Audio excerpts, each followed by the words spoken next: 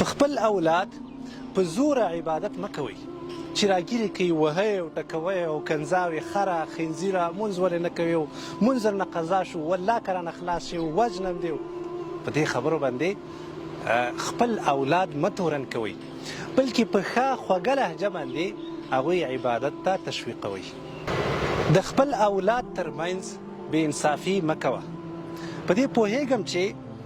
اولاد کې ځینې ښه وي او ځینې پکې ښه نه وي که نه ځینې پکې هوښیار وي او ځینې پکې لږ کمعقل وي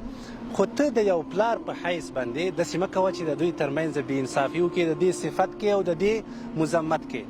یعنې راولاړ شي بعضې خلک که نه یا دا بچی مې چې ده که نه هېڅ د دې نمونه نشته او دا بل خوار ته وګوره هر پسې وخاندي داسې مه کوئ دا خو صحیح ده چې تا هغه بچی چې د هغه د صفت وکړه هغه به خوشحاله وي خو دا بل بچی دی د خپل ځان لپاره دښمن کړه په یاد ولره د خپل اولاد ترمنځ بې انصافي مه کوه خپل اولاد له خپله ځانه سره په کار کې مصروفه کړه که چېرته ته مستري یې خپل بچی دې مستري کړه که چېرته ته معلم یې خپل بچی دې معلم کړه که چېرته ته ملا یې خپل بچی دې ملا کړه که چېرته ته انجینر یې خپل بچی دې انجینر کړه یعنې هر کار چې ته کوې په همغه کې خپل بچی له ځانه سره مصروف کړه نه به بېلارې کېږي هم به له بدو خلکو نه محفوظ وي هم به ستا د نظارت لاندې وي او هم به یې په ښه طریقه باندې روزنه وکړي ماشومان چې څه کوي بلکل یې ښه کوي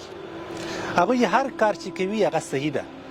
دا خو موږ تاسو یو چې لویان یو نو په خیر او شر باندې پوهیږو ماشومان اکثره په خپل خیر او شر باندې نه پوهیږي نو چې څه کوي بلکل صحیح کوي ته داسې مه کوه چې د یوې وړې اشتباه په وجه باندې یو دم ورباندې وربرک شي او یو دم ورباندې سور وشین شي لږ ګزاره کوه غوسه کېږه مه ځکه هغه وړې تلپې دي په خپل خیر او شر باندې لا تر اوسه نه پوهیږي او نه کې تا په اندازه باندې عقل شته ده چې دومره په غټو غټو خبرو او په هره خبره باندې پوه شي نو ګزاره کوه او صبر کوه او خپل اولاد ته ښېراوې مه کوئ بلکې د دې پر ځای دعا ورته وکئ هسې نه چې الله مه کړه ستا کومه ښېرا خپل بچي ته قبوله شي بیا به ته هم ستړی او ستومانه او په دې حوزو کې به وځې او راننوځې والسلام